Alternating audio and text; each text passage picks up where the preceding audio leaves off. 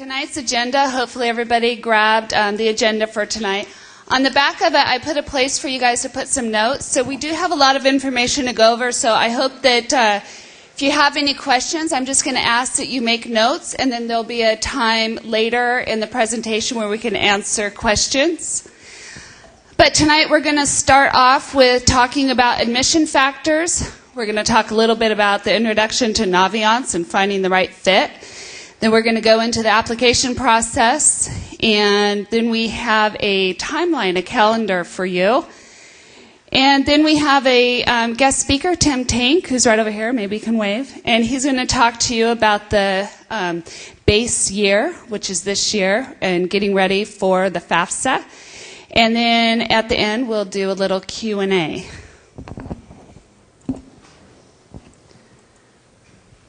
Okay, so I just want to do some introductions. Patty Michio and Yvonne Van Andel, they are your senior counselors for next year, and they're your junior counselors now.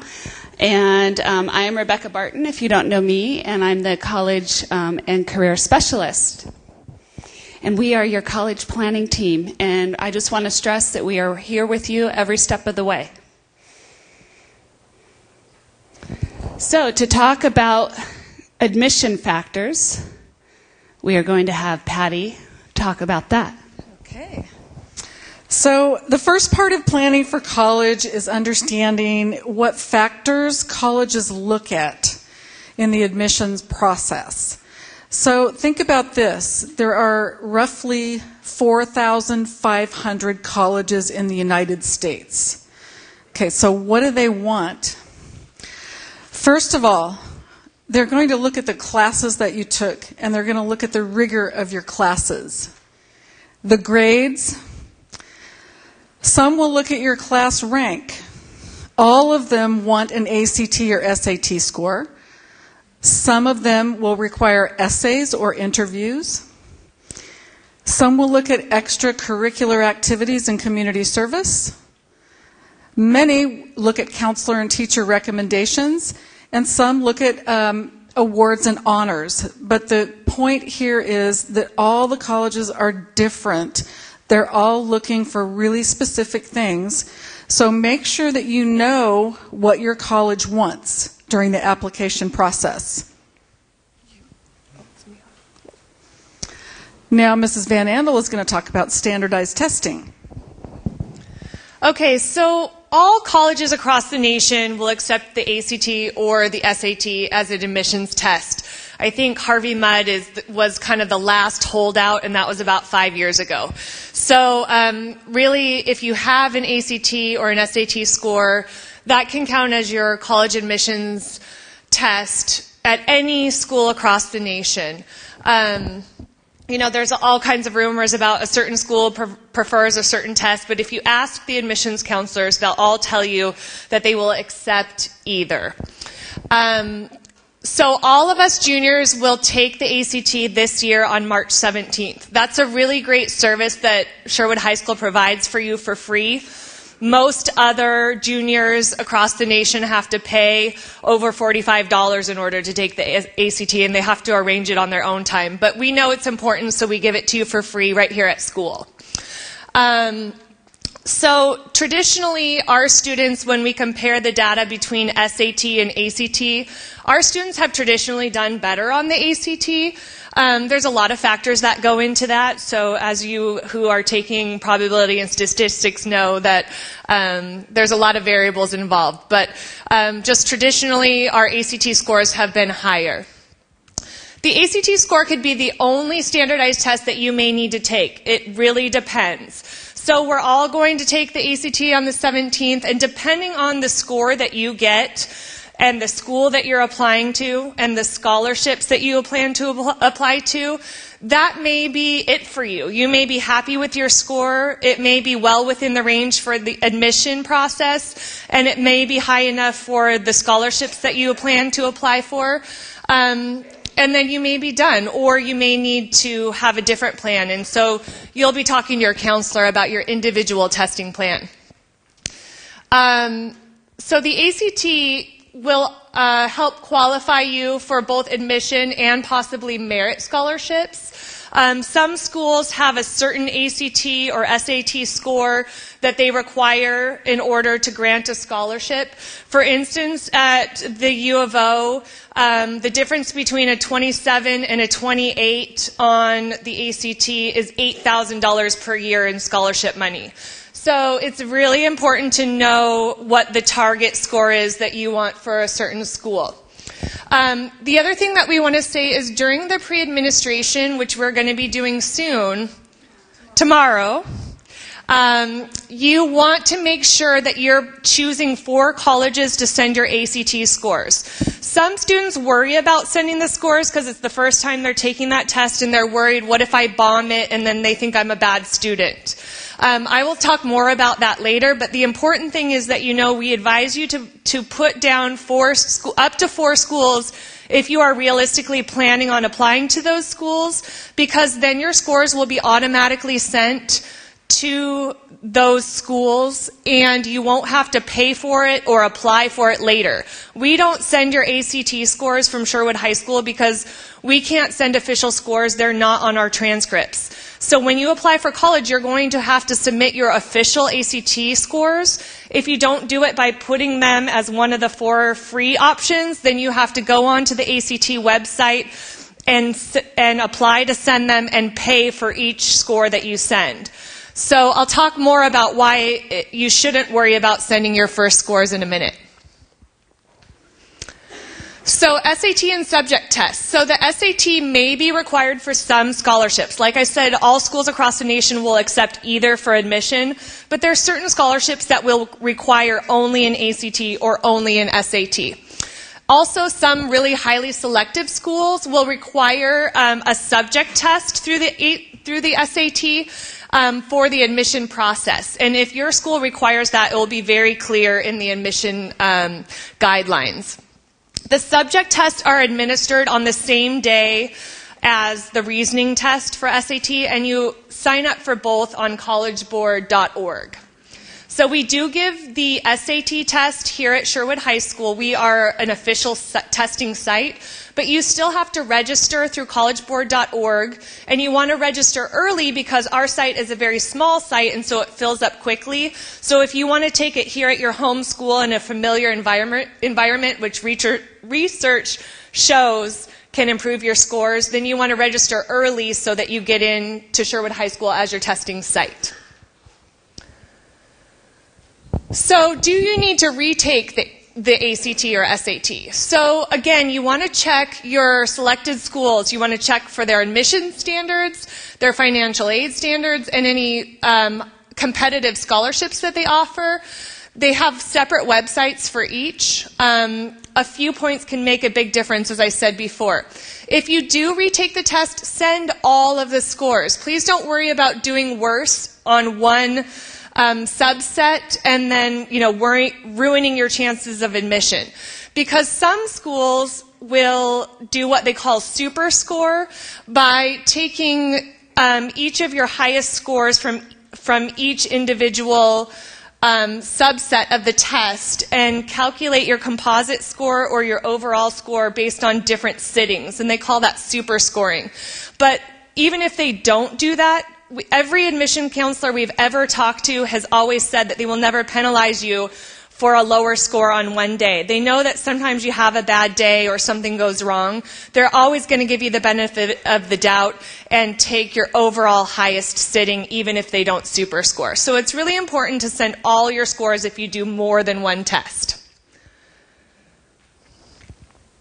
So this is a little bit of an older graphic because the SAT just really changed a lot of things, but I just wanted to give you a visual to let you know that SAT and ACT tests are very different. So the SAT test is a reasoning test. It tests your ability to reason. The ACT test is based on high school curriculum that was developed by teachers and educators across the nation. The ACT has a science component. There's no penalty for guessing on the ACT. The SAT is a little bit longer. The scores are different. Okay, all right, that's my girl. Okay, so we're going to say Division I soccer on the West Coast, mid-sized school. So up here you can see that it has what it is she's looking for.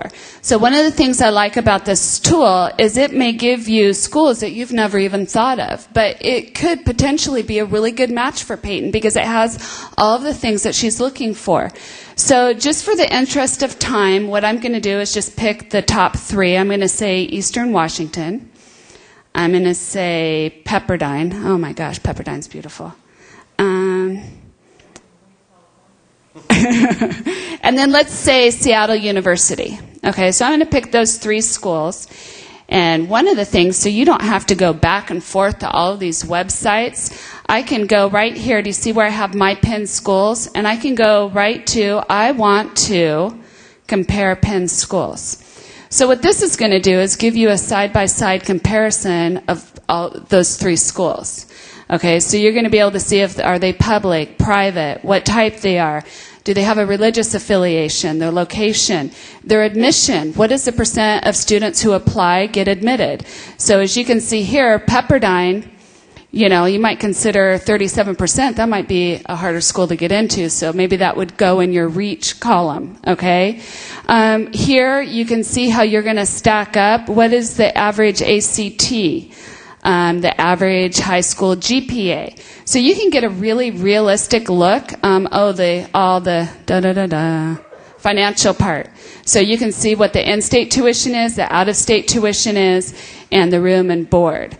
And then you can see a little bit more information on the demographics as far as what makes up the student body. And you can see a list of all of their majors. So you can just click on that. It'll give you that list. And from there, you can return to your search. So let's say Peyton's like, Pepperdine's my kind of school. Sorry, Dad. So Peyton is going to pin Pepperdine to her school. Or she's going to add it to colleges I'm thinking about. Okay.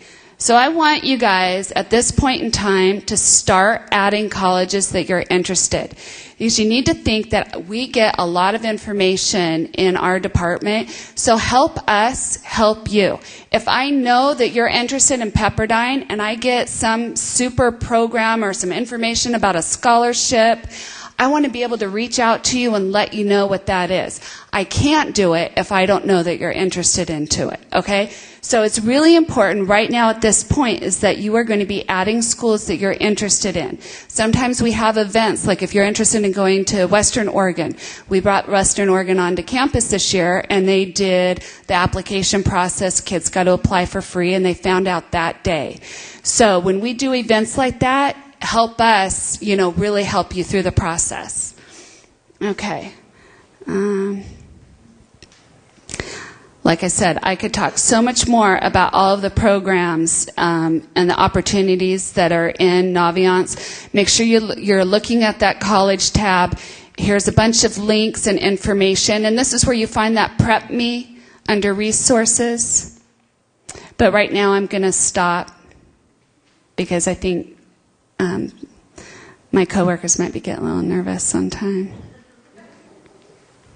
Okay. Okay, thank you, Peyton, for letting me pick on you.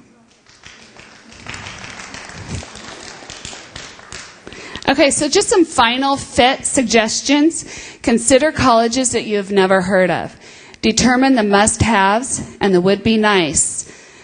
Do your pros and your cons. This time next year, you're going to be glad that you did the work now, so you're not stressed out this time next year, that you have a pretty good idea of where you want to secure that housing. Try not to become overly emotionally attached to any college or university. Record what you like and dislike about each college. Think about schools outside your search area. Take online tours of college. So in that college Supermatch, there was a little TV screen. If I wanted to, those schools have online tours. So before you shell out the big bucks and travel all over, make sure you're doing your research and making sure that you really want to travel. Don't rush in creating a college list, and register on the college websites. And make sure when you're taking those schools from colleges you're thinking about and you're going to move them to your active colleges I'm applying to list. Make sure you're reserving colleges I'm applying to, the colleges that you are applying to. Once you guys go on that list, I track you down. And I will call you in, I will say, hey, and then I'll get students saying, oh, well, I just added it. So we follow you very closely in the counseling office, so just make sure that when you're starting to apply, then you're going to move those schools over to the colleges I'm applying to list. Okay. So with that being said, I'm going to continue talking about the application process in Naviance. So here's something else. I could probably do a whole nother talk, and that's the whole application talk. But what we have done in the counseling office is we are going to be providing you guys 3 times next year in the fall application workshops. Because we have found when we've done these talks and we've taken you through everything you need to do, by the time you need to do it in the fall, you forget it. Right now you guys have enough to do, so please make sure that you are taking advantage of those college application workshops. We have them in the media center, and we usually do it by drop-in, so you guys can come in anytime from 6 to 8, and then one of us or all 3 of us will be there to help you make sure that you're crossing your T's and dotting your I's, okay? I also provided another handout which kind of talks about the different types of applications. Do you want to say about the brag sheet real quick? Oh, okay. Okay, I will. So there are 3 different types of applications. There's the Common App application, there's electronic submission, and then there's mail-only schools. So with the Common App schools, how do you know what a Common App school? What is a Common App school? Typically, there are smaller liberal art private schools. And you will also know that they're a Common App schools because when you're adding them to your list in Naviance, it's denoted by a CA in the computer screen. If you have a CA in your computer screen, you have another set of to-dos. Okay, so with the Common App, you will need letters of recommendation, not only from your teachers, but your counselors. Okay, so with that, what I will be doing for all juniors, I will be assigning you an assignment in Naviance where you do your career credit assignments, something called the brag sheet. And the brag sheet is just that. You need to brag. Because what that does, the more you fill out, the better letter that you're going to be able to receive. You're helping your teachers and your counselors write the best letter possible for you. Okay, so they have 450 people on their caseload, and so they don't remember everything, every little detail. So you're really helping them by adding information on that brag sheet, okay? And then the teachers and the counselors get to access that, and then they will write you a letter. And then, like I said, if the steps to ask for those letters are on the sheet, I'm not going to spend too much time going over it step by step because you guys can, figure that out. And again, anytime you have a question in the process, that's what we're here for. One thing I did want to add, and that is when you're adding schools to your list, it gives you an opportunity to say whether or not the application type, regular decision, early action, or early decision. So this is super important because we are very deadline driven, and early decision may have a different deadline type than regular decision. Early action may have a different deadline type than regular decision. If you don't know the difference between early action and early decision, you need to know because that can really mess up your application. Early decision is binding, so if you choose to go early decision, you generally get your decision before the financial aid package comes back, and then you can't reapply. So the early decision is only if you absolutely know you want to go there and you don't care about the money, because you won't have your financial aid information back yet. So just make sure when we're asking you the information to fill out in Naviance, how important that if you don't know, then you come and you ask us. Okay? So that's just really important to know that the application type is really important that we get that right. because that's how I track you down. Okay. Okay, so the college planning timeline, the last handout I gave to you was this very handy-dandy little refrigerator flyer. So you can put that on your refrigerator, and we have things that you can be doing March right now. So there's a lot of things that you guys have coming ahead of you this whole next year with college planning. But what we've tried to do is break it down into some nice manageable to-do lists for each month. So we believe if you're following these monthly to-dos, that it's really going to help the process. This is a fun, exciting time. You guys have worked really hard to get where you are, and I know that we all enjoy helping you. And so I think it's, really helpful to try to do some of the stuff now, and because when fall hits, it hits really quick and hard. Anything you want to add to that? No? Okay. Okay, so a bit of advice from your friendly counselors. Check your email daily. If a college has a question about your Social Security number, they are going to email you. They will not Twitter you, and they will not Instagram you, and they will not Snapchat you.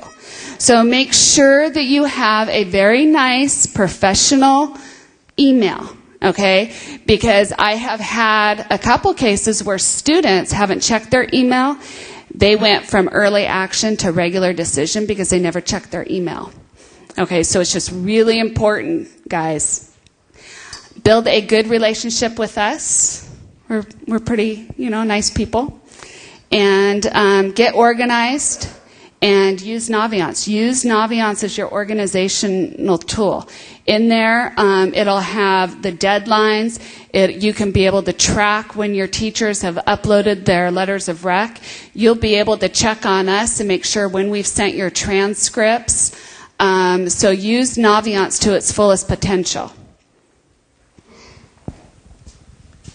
So the next one is to record all usernames and passwords. That may sound, pretty simple, but I cannot tell you how many seniors last year came to me and said, Mrs. Van Andel, I need to apply to college and I can't remember how to sign into Naviance. Really? Okay. You really need to know how to sign into Naviance. If you're doing a Common App, you really need to know what your username is because you're going to have to go into Naviance and record your username and password so that your Common App account can be matched with your Naviance account so that we can send your school documents to Common App.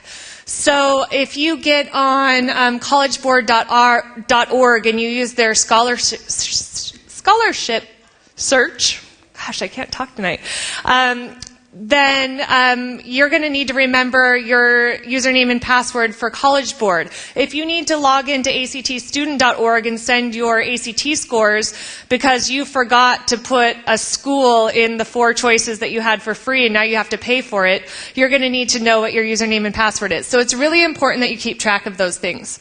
Also, please communicate with us. I know there's been a lot of information tonight. We're going to have a portion where you can ask group questions, and then at the end, we're all going to be here so you can ask us individual questions as well. Please consider asking those questions as a group if they could apply to someone else, because then others can benefit from your question as well.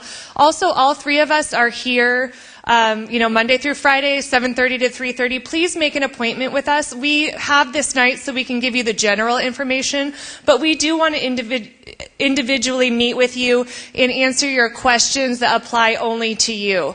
The other thing is that a lot of things happen during the college application process, and we need you to be in communication with us. There's a lot of deadlines, for instance, that happen right around Christmas break and Thanksgiving break. And if you're not communicating with us and letting us know that you need something for us, it's not going to work for you to, Facebook us while we're on vacation and say, by the way, I need a letter of recommendation. So it's just really important that you keep that communication open with us. And then start the process early and finish your essays this summer. So in April, The Common App will be releasing the essay prompts. And so it's going to be 5 questions, and you can choose one, or you can work on all 5 of them and kind of narrow it down based on your responses and get some feedback. You can get feedback from us. You can get feedback from your teachers. We're going to be putting on an essay writing workshop once the prompts are released. You can attend that.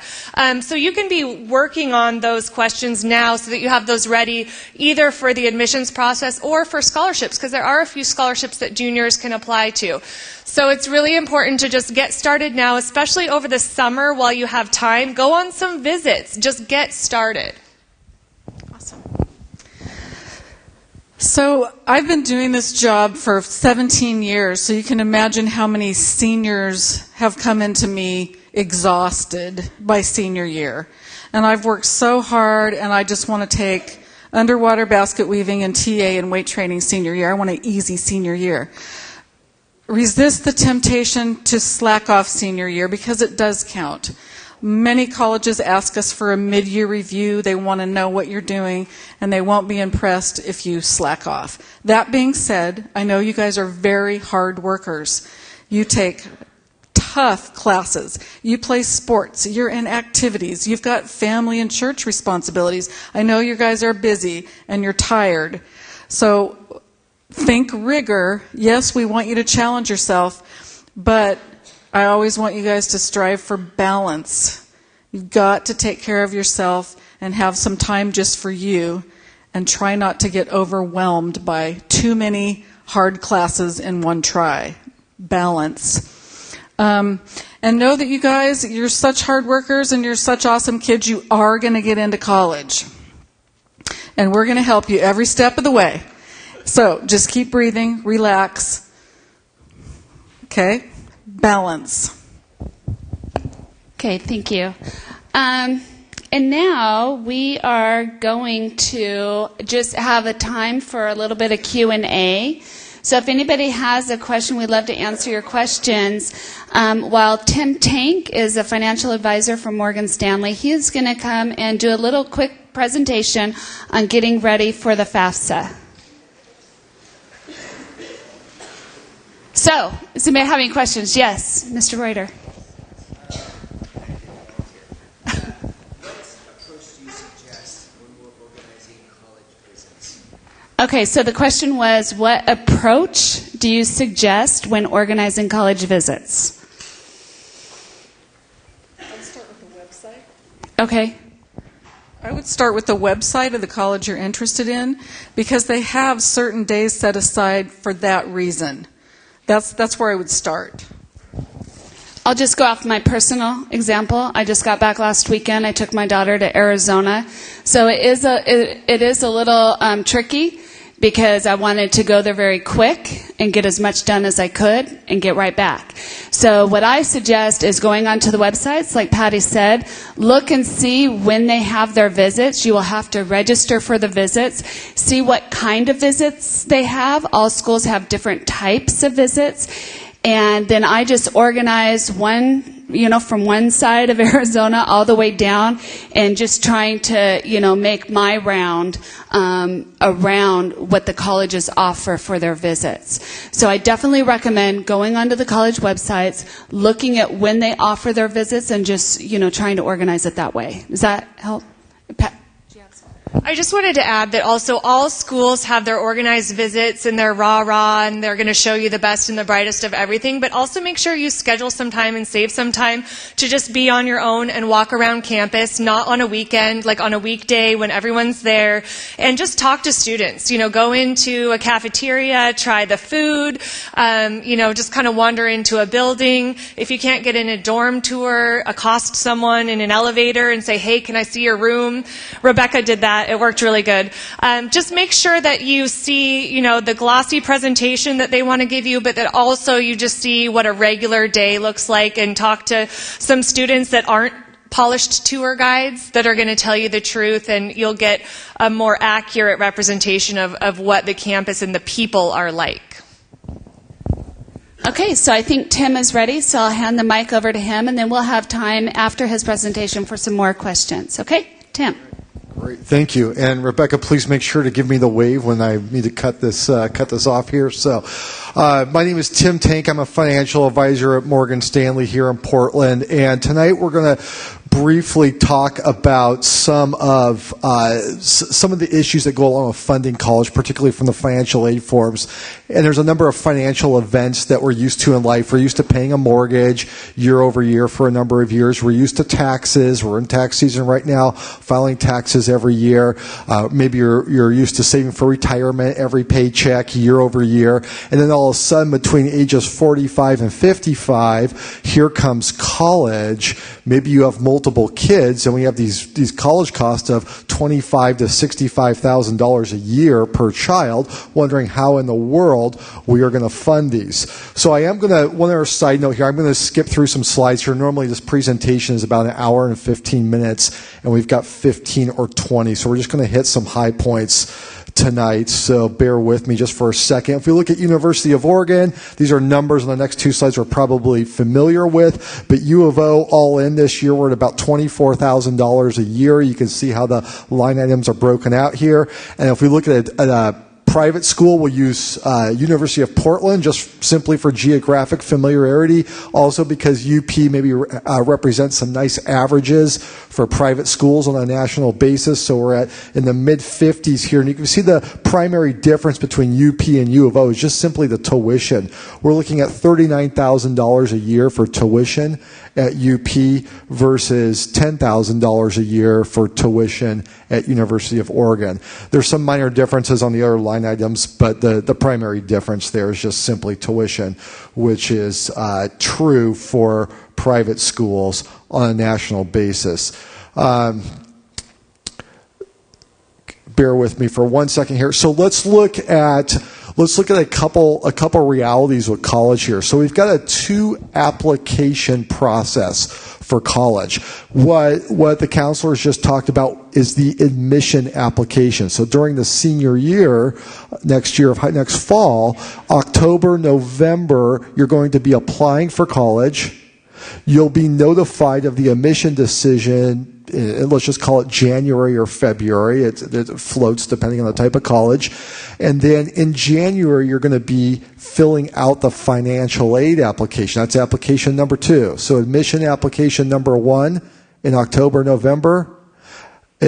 Financial application number 2 in January. We're going to get into that in a second. And you'll find out the financial aid award around spring break. So you'll start this process, and to a certain degree you're starting it now, but the application process will start in October. You won't find out all your final details, and let's just call it April 1st, give or take a couple of weeks, in the spring. So it's a fairly drawn out process. In the meantime, now, junior year, and then fall of the senior year, you're going to get bombarded, and a lot of this is good, but get bombarded with flyers, emails, etc. from all these colleges, which is great. It's an exciting time. There's a lot of information. As the counselor stated, you need to do your due diligence in figuring out what works for you. But we also have to remember from the financial side of it that colleges are a business. You as the families or the students are the target market. And what other item in society do we go and we ask, how much does this item cost or does service cost? And the response we get is, show me your tax returns and your financial statements, and I'll tell you how much it costs. It's a very unique model from a financial standpoint. So it's a little tongue-in-cheek, but there's also some reality to that there. So let's talk about the financial aid forms for just a minute. I'm going to jump around on this slide for a minute. So if we start at the bottom and we see the FAFSA, the federal financial aid form, that I assume that nearly all or all of you will file for various reasons. And we have a secondary financial aid form called the CSS profile that some of you will file. So the FAFSA is going to be a form that nearly all, if not all of you, will file either because you're looking for aid from the school, from the government, etc., or you want the student loan that the government gives the student. That is just done by simply filing the FAFSA. There's about 300 additional schools, almost all of them private, that will also require the CSS profile. So that would be in addition to the FAFSA. So some of you will be filling out 2 financial aid forms. And there's a lot of similarities with these financial aid forms, but there are also a lot of differences with them. We'll get into that in just a second. And think about the financial aid forms like your taxes. So maybe you've just recently filed your taxes. If not, you're getting ready to file your taxes. If you're not getting ready to file your taxes, this is a reminder to get ready to file your taxes, okay? So we're in tax season right now. And I assume that all of you are either going out and buying TurboTax or you're going to see your accountant or CPA. Okay, and either way, whether you use the software or the person, the expectation that you have is that you want to file as efficiently as possible. If the IRS allows you to take deductions, you want those deductions. If they allow you to take a credit for something, you want those credits. And then you're going to pay what you owe, but you don't want to pay more than what you owe. You want to take advantage of everything the IRS is giving you, and therefore you're buying the software or going to see your accountant to make sure it's done appropriately. The financial aid forms, whether it's the FAFSA or CSS profile, it's a similar process in that there are a lot of different rules to the forms, and the question is knowing the rules so that you lower what's called your EFC. So there's a white handout that has Morgan Stanley title at the top that I put out on the table there. And so if you are interested in taking notes, you probably want to get very familiar with the acronym EFC. And that stands for Expected Family Contribution. And I'll reference EFC a number of times here in the next few minutes. And so the EFC number that's generated from these two forms is essentially saying this is what your family can pay for college, or this is what we expect your family to pay for college. And so the idea is for a lot of families that have concern about how they're going to fund college, if that's a concern for you, is you probably want that EFC as low as possible to make this, in theory, to make this as affordable as possible for you.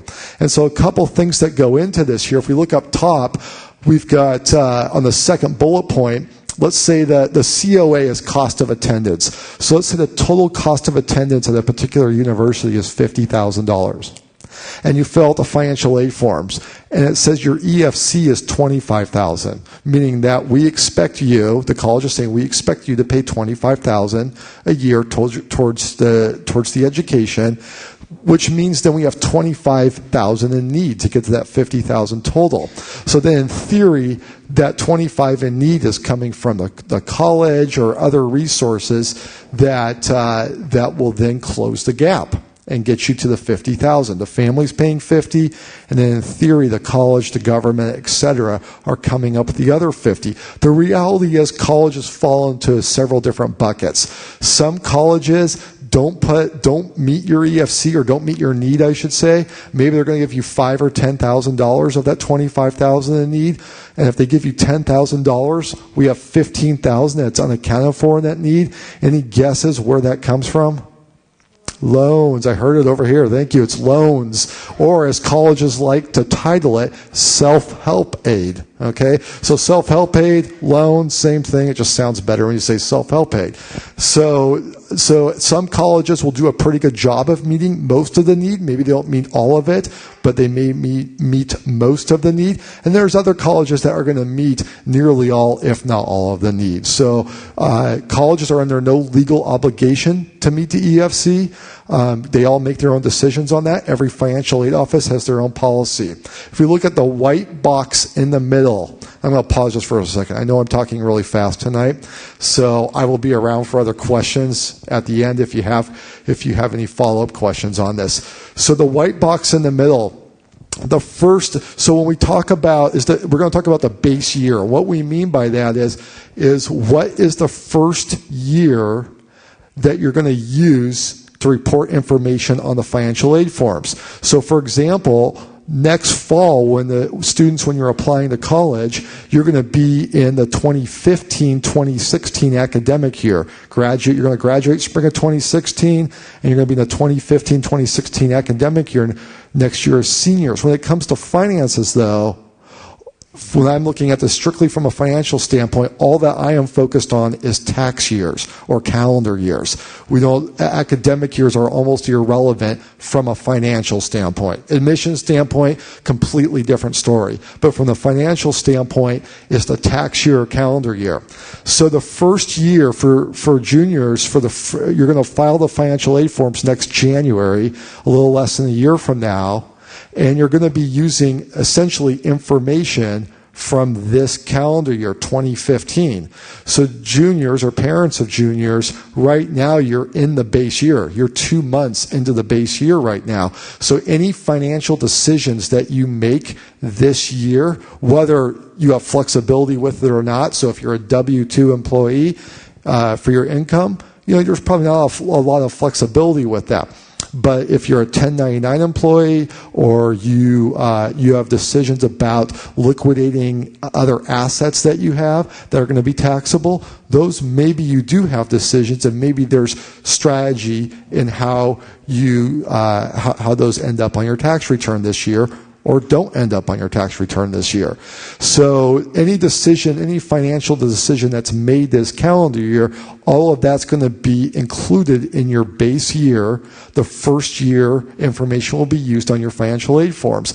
And why that's important, this is not true 100% of the time, but oftentimes the award package you get from your base year, so you fill out the financial aid form in January, you get the award letter or the award package. Let's just call it spring break of the senior year next year. The information from the base year, 2015, oftentimes is weighted heavier than any other year when you're going to fill out the financial aid form, meaning that colleges oftentimes are going to put their best foot forward for that first year, and then that package is usually renewable for 4 years of college.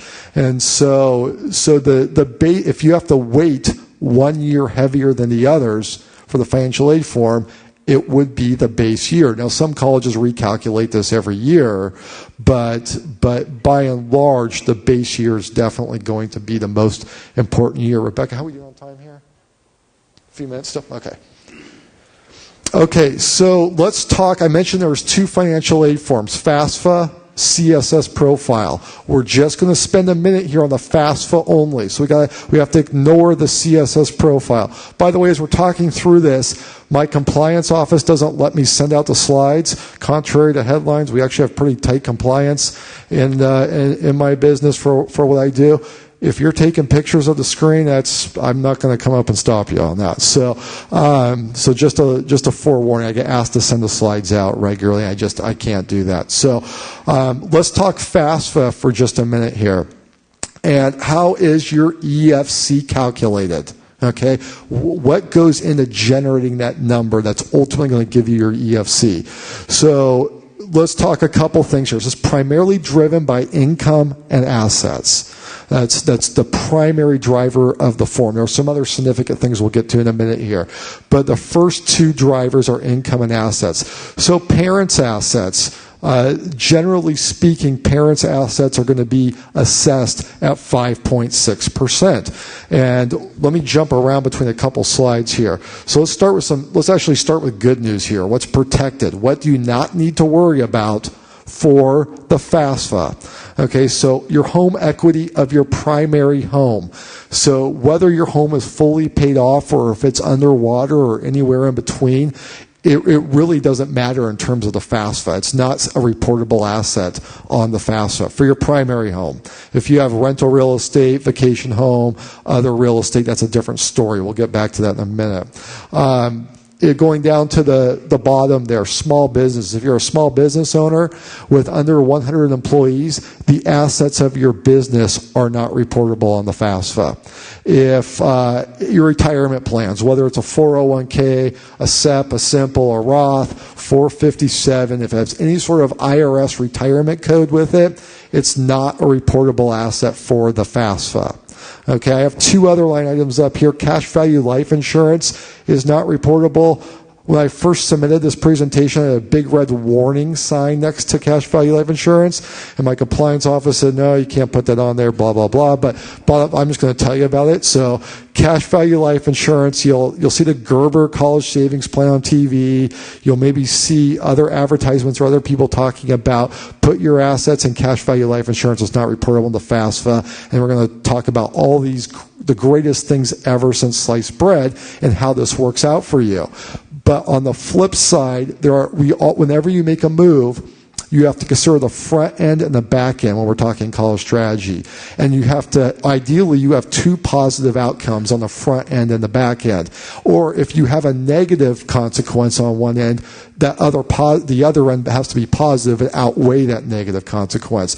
And I can tell you that I have never seen a situation where cash value life insurance should be a recommendation for protecting assets for college. So there's a lot of talk about that. I'm telling you that in my business, nothing compensates somebody in financial services like cash value life insurance, so nothing pays me more than that, and I'm telling you not to do it. So just something to be aware of. Annuities, I can say a lot of the same thing about protecting assets with annuities. There's hundreds of annuities out there, most of them not appropriate. Occasionally there are a couple that can be appropriate for this. To protect assets, but because that's not reportable on the FAFSA, it's got to be the right situation for that, though. So let's go back up and look at what is calculated for the EFC.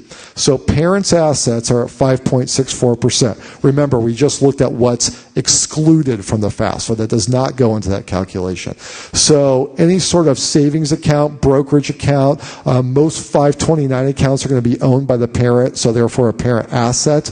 Are all rental real estate, vacation real estate, other real estate, all going to be calculated at 5.64%. Now, the FAFSA does allow you some measure of an allowance, and the allowance where they don't factor in the assets. And so it floats depending on a number of factors between 11,000 and roughly 40,000. So just go with me for a second for the conversation here and say you get a $30,000 allowance. So if in your savings account, I'm just going to use a very simplistic example here, in your savings account or your brokerage account, non-retirement brokerage account, you have $130,000 in there. So the first $30,000 would be protected, and then the next 100,000 would be assessed at 5.64%. So what we know in that example is that 130,000, first 30,000 we don't have to worry about. Next 100,000, 5.64%. That would add 5,640 onto your EFC. Okay, in that one example there. So you can, depending on the value of your assets, you start thinking about your cash savings, non-retirement brokerage accounts, 529 accounts that are owned by the parent. If you have real estate, you start doing the math in your head on that, multiply it by 5.64%, and that gives you an idea of what your assets will add to or contribute towards your EFC. Student accounts, like custodial accounts such as UGMA or UTMA accounts, you as a parent or a grandparent may be the custodian or decision maker on that account, but the child is legally the owner of that account. Those assets are assessed at 20%, no allowance on that. So if you have $10,000 in there, that's $2,000 onto your EFC. Parents' income, I don't have a percentage there because it is a wide range and it's based on a number of factors that act as a sliding scale. But as a starting point, you can say that essentially 20 to 50% of income will be calculated towards the EFC. And the actual numbers, I think, are 21 and 48%, just to be more specific on that. But to use round numbers, 20 to 50%. And keep in mind, it's not as clean as just saying, okay, 40% of my income is going to get calculated towards the EFC. Like I said, there's a number of other factors that come in, and it triggers a sliding scale up or down based on those factors. So that's a tough one to put a percentage next to. Child's income over basically $6,200 is going to be assessed at 50%. So a child has a summer job, they make a few $1,000s, no big deal. Okay? If somehow they have this summer job and they're making $20,000, it's going to add a lot onto the EFC. Okay? Probably, if you're in that situation, good for you. It's probably a tough one to come by. Number of dependents in college certainly can have a significant impact or have a significant factor in the EFC. And then if a student's parents are divorced, it's only the custodial parent who files the FAFSA, and how FAFSA defines custodial parent is simply who the child lives with 50.1% of the time. It doesn't matter what the divorce agreement says. It doesn't matter who claims the child on the taxes. It's simply who does the child live with 50.1% of the time. So if the divorce agreement says 50-50 and one parent has significantly more income and or assets than the other parent, what we know is on New Year's Eve that child's going to be with the parent who has the lower income and assets on that 365th day of the year. Okay, so just something to keep in mind depending on your situation. The FAFSA, one other thing with a situation where the student's parents are divorced, the FAFSA is a household snapshot. So if a parent is remarried, then again, it's a household snapshot, not a legal parent or guardian snapshot. So just depending on your situation there. How are we doing here? A couple more minutes, or we need to wrap it up? 2 minutes? Okay. Okay, let's talk CSS profile very quickly. So I mentioned earlier we have the two financial aid forms. We just talked FAFSA. Now we're talking CSS profile. And the CSS profile is much more intrusive. With the FAFSA, we know what the rules are. They're black and white, okay? And so we can navigate according to those rules. And really what we're concerned about on the 1040, for example, for the FAFSA is line 37 and line 55, or actually I think on this year's 1040 it's line 56. We're really focused on two line items. For the CSS profile, they ask for many more line items on the 1040 than the FAFSA does. Your home equity is included in the calculation of your primary home, and they also ignore paper losses, whether they be business losses via depreciation or capital loss or investment losses. So the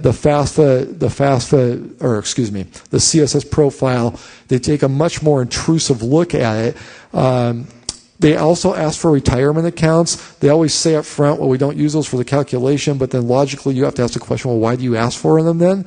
And when I go to these conferences that financial aid professionals go to and sit in and listen, you understand the first take they usually don't use for the CSS schools, they usually don't use retirement accounts on the first go around for financial aid.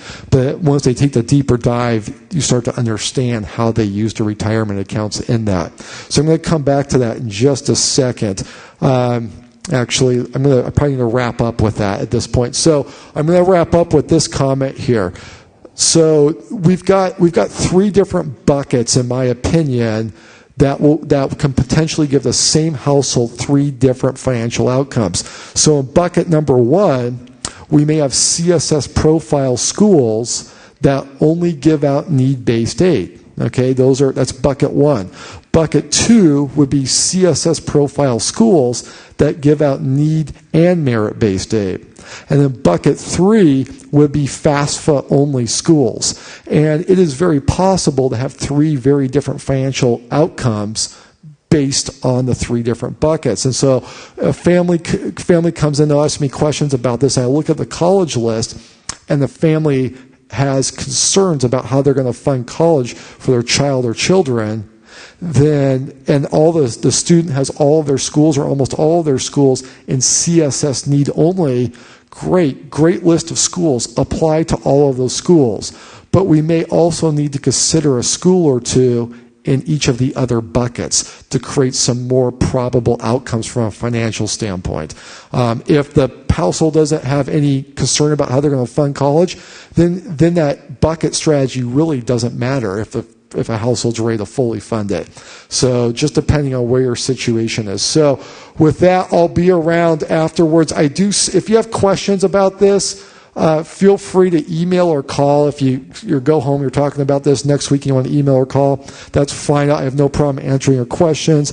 If you're calling me every week for the next 2 years, I probably have to send you a bill at some point in time. But seriously, if you got some questions, I'd be happy to answer those.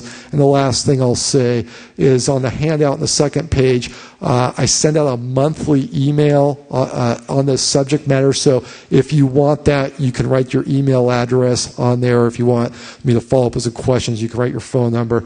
Either way, and I can include you on that information. So with that, thank you for your time. I'll hand it back over to. So thank you very much, Tim, for joining us tonight. You know, Tim volunteers his time with us. So yes, thank you. And we're probably going to invite him back again next year for Senior Financial Aid Night, where he'll go over a lot of different information with us. But just so you know, he's sharing a lot of information, and we really just kind of squeezed his timeline tight tonight. But this presentation and all the information that we have given tonight will also be available on our website. If you go to the college career and counseling website. We're going to have all this information available, so I know it's been a lot to take in tonight, and we just want to say thank you again to Tim for joining us, because he does volunteer his time, so thank you so much. Now we're just going to have some question and answer period, but I did want to mention, you know, Rebecca noticed that some eyes went wide when Tim showed us the slide about the cost of UP. So sometimes private schools, the tuition can be a little scary because, as Tim showed, it's much higher than the state schools. But by the time you do the FAFSA and you apply for financial aid and merit aid through their websites and through their application process, a lot of times your financial aid package, when you compare them to a state school, a lot of times a private school is able to give you more financial aid from an institutional level that brings that cost more in line overall with what you would be paying at a state school, especially if they really want you as a student. So don't be scared of applying to private schools because you think you can't afford them. Just make sure that you're also planning to fill out the FAFSA. A lot of times people think, I'm not going to fill out the FAFSA, I make too much money. That's a big mistake, because sometimes schools won't even consider you for merit aid unless you fill out the FAFSA and they have that information. So it's really important that's why we invited Tim tonight, is so that you can get some information, because we're going to be going through this process and, like Tim said, applying for FAFSA next January. We're also going to have Senior Financial Aid Night in December of next year to prepare you for filling out the FAFSA.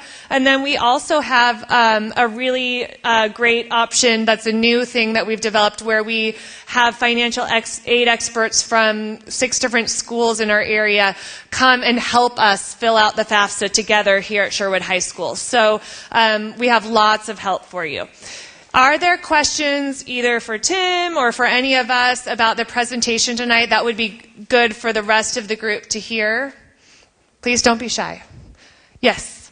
Does the school college search tool, does that allow you to know which schools are CSS schools or not? Okay, so he's asking if the College Super Match allows you to know if a school is a CSS school. And I think that it does not, although when you're pinning the schools and you're matching them, you can click right on the school and go directly to their website and look on their financial aid information, and that will tell you whether it requires the CSS profile or not. But as Tim said, it's typically the highly selective schools.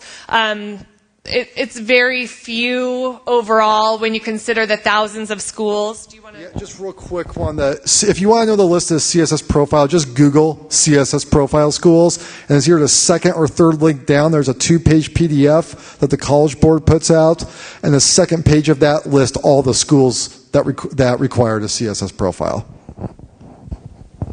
Other questions?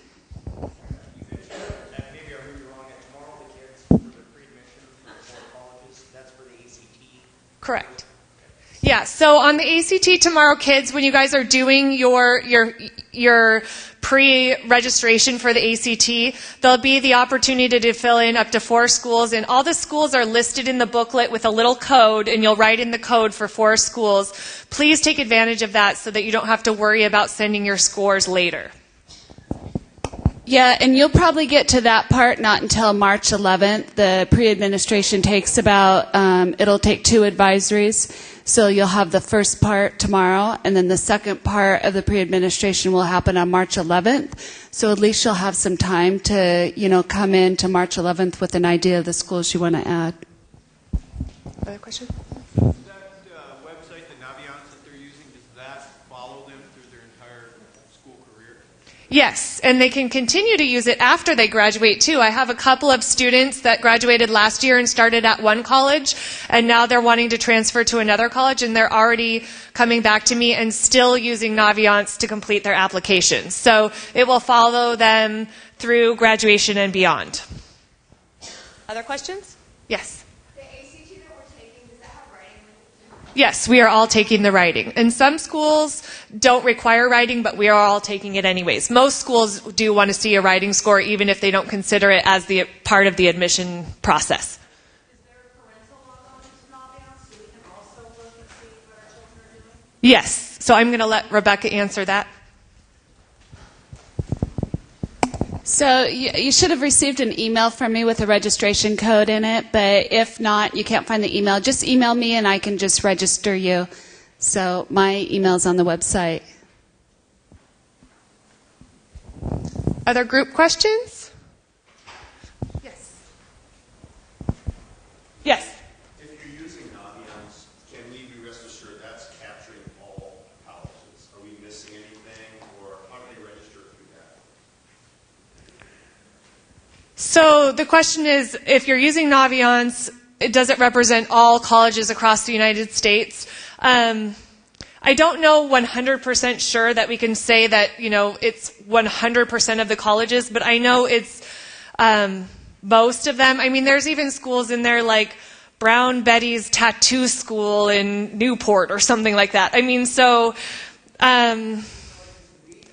what? Yes, College of the Siskiyous. So, yeah, Rebecca, do you have more information on that?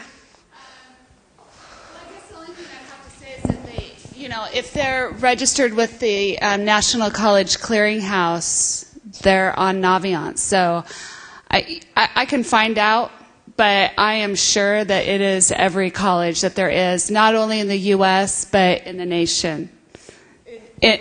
Abroad.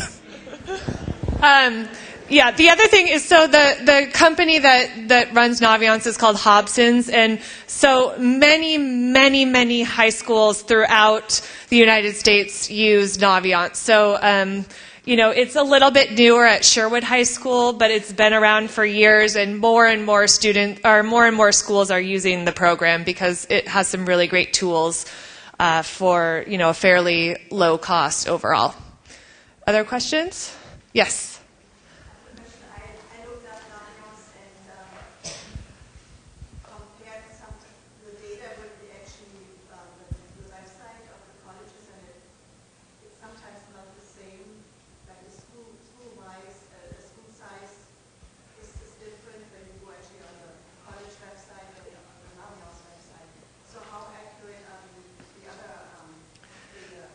So did you notice a large difference between the school size, or was it a couple hundred, or? It was several thousand. Okay. So, yeah, I'm not sure how often it's updated. It's a national database, so it goes with the National Clearinghouse information. So we can certainly call and ask that question specifically, but in general, we found the information to be pretty accurate, at least within the guidelines that we know. Like, for instance, with our graduates last year, in our scattergrams, so the average GPA of our Sherwood High School students that were admitted to University of Oregon was about 3.65. And so then when you look on Naviance and you look at the information for University of Oregon. It fits well within what Naviance says University of Oregon is looking for. So I think in general, I mean, obviously, it's a national database and it's someone's job to go in there and update 5,000 colleges. I don't know how often that happens or what the process is, but in general, we've found it to be pretty reliable. But always, the good thing about Naviance is it's very easy to click right on that college's website and look at, so we always say start with Naviance and finish with the actual school's website, because that's where you're going to find the most up-to-date, accurate information. And then if you have really specific nitty-gritty questions, it's really great to call the admissions department of that school. Each one of those schools has an admissions representative that's assigned in our area, either for Washington County or for the state of Oregon, and they love to talk to parents and students. I mean, literally, they ask us, like, please tell people to call us. That's our favorite part of the job, not looking over files and paperwork. So if you have a nitty-gritty question, either you can ask one of us. You have 3 experts right here in your building, or if we don't know, we'll help you find your admission reps so you can call them too. Other questions? Okay, so we're going to be the 3 of us around to talk to us, but I would also just encourage you to make an appointment with one of us if you want to talk over your specific situation. And thank you so much for coming. I know it's finals week. We really appreciate your time, so thank you for coming.